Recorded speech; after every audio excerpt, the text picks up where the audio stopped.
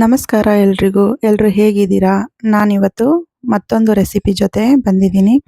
ತುಂಬಾನೇ ಚೆನ್ನಾಗಿದೆ. ಇದು ಹಸಿ ಬಟಾಣಿಗಳ ಸೀಸನ್ ಅಲ್ಲ, ಹಂಗಾಗಿ ಹಸಿ ಬಟಾಣಿ ಹಾಕಿ ಈಸಿಯಾಗಿ ಟೊಮೆಟೊ ಬಾತನ್ನು ಯಾವ ರೀತಿ ಮಾಡ್ಕೋಬೋದು ಅಂತ ಹೇಳ್ಬಿಟ್ಟು ತೋರಿಸ್ಕೊಡ್ತಾ ಇದ್ದೀನಿ. ಇದಕ್ಕೆ ಯಾವುದೇ ರೀತಿಯಾಗಿ ಮಸಾಲೆನ ರುಬ್ಬೋದೇ ಬೇಡ, ಹಂಗೇನೆ ಮಾಡ್ಕೋಬೋದು. ತುಂಬ ಸಿಂಪಲಾಗಿ ತುಂಬ ಟೇಸ್ಟಿಯಾಗಿರುತ್ತೆ. ಬನ್ನಿ ಯಾವ ರೀತಿ ಮಾಡೋದು ಅಂತ ನೋಡೋಣ. ನಾನಿಲ್ಲಿ ಮೊದಲಿಗೆನೆ ಅಕ್ಕಿನ ನೆನೆಸಿಡ್ತಾ ಇದ್ದೀನಿ. ನೀವು ನಿಮ್ಮ ಮನೇಲಿ ಯಾವ ಅಕ್ಕಿನ ಬಳಸ್ತೀರೋ ಆ ಅಕ್ಕಿನ ಒಂದು 2-3 ಸಲ ಚೆನ್ನಾಗಿ ತೊಳೆದ್ಬಿಟ್ಟು ನೀರು ಹಾಕಿ ನೆನೆಸಿಡಬೇಕು. ನಾನಿಲ್ಲಿ ಅದೇ ರೀತಿ ಅಕ್ಕಿನ ಚೆನ್ನಾಗಿ 2-3 ಸಲ ವಾಶ್ ಮಾಡಿ ಮತ್ತು ನೀರು ಸೇರಿಸಿ ಒಂದು ಸೈಡಿಗೆ ಎತ್ತಿಟ್ಕೊತಾ ಇದ್ದೀನಿ. ಸ್ಟವ್ ಆನ್ ಮಾಡಿ ಒಂದು ಕುಕ್ಕರ್ನ ಇಟ್ಕೊಂಡಿದ್ದೀನಿ. ಆ ಕುಕ್ಕರಿಗೆ 3-4 ಟೇಬಲ್ ಸ್ಪೂನು ಆಯಿಲ್ನ ಹಾಕೋತಾ ಇದ್ದೀನಿ. ಟೊಮೆಟೊ ಬಾತಿಗೆ ಯಾವಾಗಲೂ ಸ್ವಲ್ಪ ಎಣ್ಣೆ ಜಾಸ್ತಿನೇ ಇದ್ದರೆ ತುಂಬ ಟೇಸ್ಟಿಯಾಗುತ್ತೆ, ಹಾಗಾಗಿ ಸ್ವಲ್ಪ ಎಣ್ಣೆನ ಜಾಸ್ತಿನೇ ಹಾಕ್ಕೊಂಡಿದ್ದೀನಿ. ನಂತರ ಎಣ್ಣೆ ಚೆನ್ನಾಗಿ ಬಿಸಿ ಆದ ನಂತರ ಹೋಲ್ ಸ್ಪೈಸಸ್ನ ಹಾಕಿಬಿಟ್ಟು ಅದೆಲ್ಲ ಘಮ ಬಿಟ್ಕೊಳ್ಳೋ ಥರ ಚೆನ್ನಾಗಿ ಎಣ್ಣೆಯಲ್ಲಿ ಫ್ರೈ ಮಾಡ್ಕೊತಾ ಇದ್ದೀನಿ. ಬೇಕಂದರೆ ನೀವು ಇದಕ್ಕೆ ತುಪ್ಪನೂ ಕೂಡ ಸೇರಿಸ್ಕೋಬೋದು. ನಾನು ತುಪ್ಪ ಏನೂ ಹಾಕಿಲ್ಲ, ಬರೀ ಎಣ್ಣೆ ಅಷ್ಟೇ ಬಳಸ್ಕೊಂಡಿದ್ದೀನಿ. ನಂತರ ಇದಕ್ಕೆ 2 ಉದ್ದುದ್ದಾಗಿ ಹೆಚ್ಕೊಂಡಿರೋ ಈರುಳ್ಳಿನ ಸೇರಿಸ್ತಾ ಇದ್ದೀನಿ. ಸೇರಿಸ್ಬಿಟ್ಟು ಚೆನ್ನಾಗಿ ಎಣ್ಣೆಯಲ್ಲಿ ಫ್ರೈ ಮಾಡ್ಕೋಬೇಕು. ಇದು ಗೋಲ್ಡನ್ ಬ್ರೌನ್ ಬರೋ ತನಕ ಈರುಳ್ಳಿನ ಫ್ರೈ ಮಾಡ್ಕೋಬೇಕು.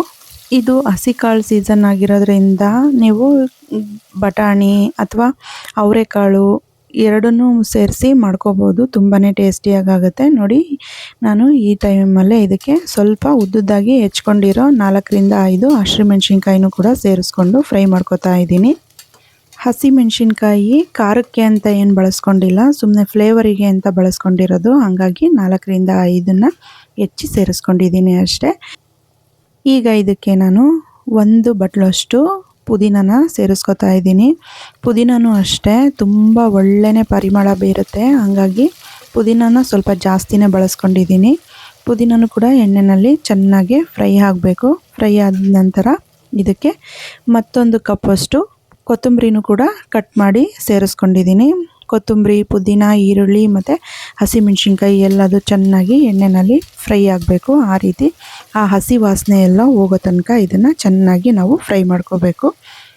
ಈ ರೀತಿ ಫ್ರೈ ಮಾಡ್ಕೊಂಡಿದ್ದಾದಮೇಲೆ ನಾವು ಏನು ಹಸಿ ಬಟಾಣಿನ ತೊಗೊಂಡಿರ್ತೀವಲ್ಲ ಆ ಬಟಾಣಿನೂ ಕೂಡ ಈ ಟೈಮಲ್ಲೇ ಸೇರಿಸ್ಕೋಬೇಕು. ಇದು ಎಣ್ಣೆಯಲ್ಲಿ ಚೆನ್ನಾಗಿ ಫ್ರೈ ಆದರೆ ನೀಟಾಗಿ ಬೇಯುತ್ತೆ, ಹಾಗಾಗಿ ಇದನ್ನು ಕೂಡ ಈಗಲೇ ನಾನು ಸೇರಿಸ್ಕೊಂಡು ಚೆನ್ನಾಗಿ ಎಣ್ಣೆಯಲ್ಲಿ ಫ್ರೈ ಮಾಡ್ಕೋತಾ ಇದ್ದೀನಿ. ನೋಡಿ, ಈ ರೀತಿ ಮಾಡ್ಕೋಬೇಕು.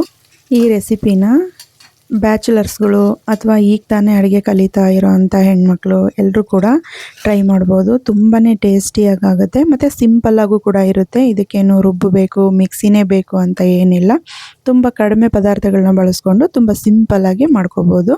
ನೋಡಿ, ಅದು ಚೆನ್ನಾಗಿ ಫ್ರೈ ಆಗಿದೆ. ನಾನೀಗ ಹುಳಿ ಟೊಮೆಟೊ ಒಂದು 5-6 ತೊಗೊಂಡು ಅದನ್ನು ಚಿಕ್ಕ ಚಿಕ್ಕಗೆ ಹೆಚ್ಚಿಬಿಟ್ಟು ಸೇರಿಸ್ಕೊಂಡಿದ್ದೀನಿ.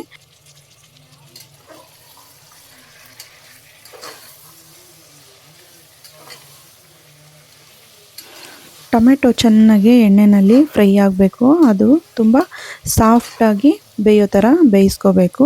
ನಂತರ ಈ ಸ್ಟೇಜಲ್ಲೇ ಇದಕ್ಕೆ ನಾವು ಶುಂಠಿ ಬೆಳ್ಳುಳ್ಳಿ ಪೇಸ್ಟನ್ನು ಯೂಸ್ ಮಾಡಬೇಕು. ನೋಡಿ, ನಾನಿಲ್ಲಿ 1 ಟೇಬಲ್ ಸ್ಪೂನು ಶುಂಠಿ ಬೆಳ್ಳುಳ್ಳಿ ಪೇಸ್ಟನ್ನು ಹಾಕ್ತಾಯಿದ್ದೀನಿ. ಈ ರೀತಿ ಎಣ್ಣೆನಲ್ಲೇ ಶುಂಠಿ ಬೆಳ್ಳುಳ್ಳಿ ಪೇಸ್ಟನ್ನು ಹಾಕಿ ಚೆನ್ನಾಗಿ ಫ್ರೈ ಮಾಡೋದ್ರಿಂದ ಅದರ ಹಸಿ ವಾಸನೆ ಏನೂ ಇರೋದಿಲ್ಲ, ಹಾಗಾಗಿ ನಾನು ಈ ಟೈಮಲ್ಲೇ ಅದನ್ನು ಶುಂಠಿ ಬೆಳ್ಳುಳ್ಳಿ ಪೇಸ್ಟನ್ನು ಸೇರಿಸ್ಕೊಂಡು ಚೆನ್ನಾಗಿ ಎಣ್ಣೆಯಲ್ಲಿ ಫ್ರೈ ಮಾಡ್ಕೊತಾ ಇದ್ದೀನಿ.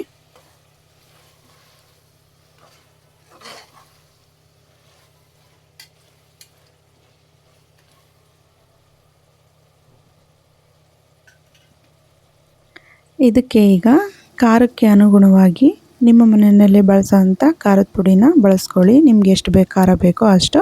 ನಂತರ ಸ್ವಲ್ಪ ಧನಿಯಾ ಪುಡಿಯನ್ನು ಸೇರಿಸ್ಕೊಂಡ್ರೆ ತುಂಬಾ ಟೇಸ್ಟಿಯಾಗುತ್ತೆ. ನಾನಿಲ್ಲಿ ಖಾರದ ಪುಡಿ ಮತ್ತು ಧನಿಯಾ ಪುಡಿನ ಸೇರಿಸ್ಬಿಟ್ಟು ಚೆನ್ನಾಗಿ ಎಣ್ಣೆಯಲ್ಲಿ ಮಿಕ್ಸ್ ಮಾಡ್ತಾ ಇದ್ದೀನಿ.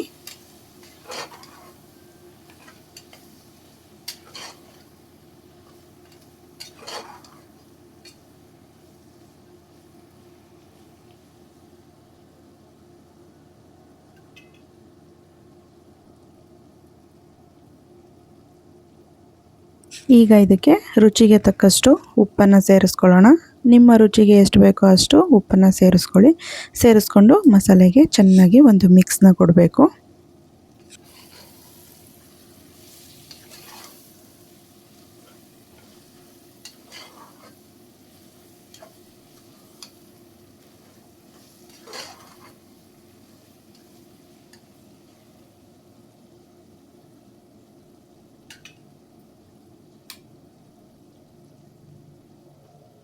ನೋಡಿ ಈಗ ಮಸಾಲೆ ಎಲ್ಲ ರೆಡಿ ಇದೆ. ಇದಕ್ಕೆ ನೀವು ಯಾವ ಲೋಟದಲ್ಲಿ ಅಕ್ಕಿ ತೊಗೊಂಡಿರ್ತೀರೋ ಆ ಲೋಟದಲ್ಲಿ 1:2 ಅಂತೆ ನೀರನ್ನು ಚೆನ್ನಾಗಿ ಬಿಸಿ ಮಾಡಿಕೊಂಡು ಆ ನೀರನ್ನು ಇದಕ್ಕೆ ಸೇರಿಸ್ಕೋಬೇಕು. ಬಿಸಿ ನೀರನ್ನು ಹಾಕೋದ್ರಿಂದ ಅಕ್ಕಿ ನೆಂದಿರುತ್ತಲ್ಲ, ಅನ್ನ ತುಂಬ ಉದುರುದ್ರಾಗಿ ಆಗುತ್ತೆ. ಹಾಗಾಗಿ ನಾನು ಬಿಸಿ ನೀರನ್ನು ಸೇರಿಸ್ಕೊಂಡಿದ್ದೀನಿ. ನಾನು 2 ಲೋಟ ಅಕ್ಕಿನ ತೊಗೊಂಡಿದ್ದೆ, ಹಾಗಾಗಿ 4 ಲೋಟ ನೀರನ್ನು ಚೆನ್ನಾಗಿ ಕಾಯಿಸಿ ಸೇರಿಸ್ಕೊಂಡಿದ್ದೀನಿ. ನೋಡಿ ಈಗ ಅದು ಚೆನ್ನಾಗಿ ಕುದೀತಾ ಇದೆ. ಈಗ ನಾವು ಏನು ಇಟ್ಟಿದ್ವಲ್ಲ ಅಕ್ಕಿ, ಆ ಅಕ್ಕಿನ ಸೇರಿಸ್ಕೊತಾ ಇದ್ದೀನಿ.